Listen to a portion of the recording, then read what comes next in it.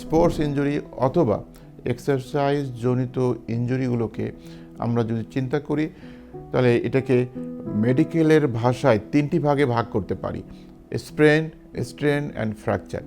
That is এইরকম যদি কারো একটা স্পোর্টস ইনজুরি হয়, আমরা বলতে পারি তার মাথা থেকে পা পর্যন্ত যে কোনো একটি লিগামেন্টস, টেন্ডনস অথবা মাসল ইনজুরি হতেই পারে।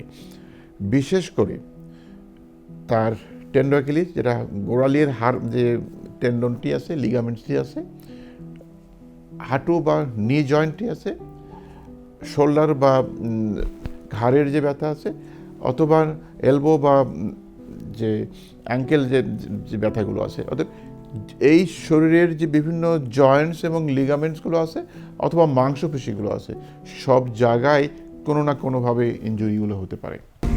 ঢাকা পেইন ম্যানেজমেন্ট সেন্টার, ব্যথা নিরাময়ে আমরাই প্রথম।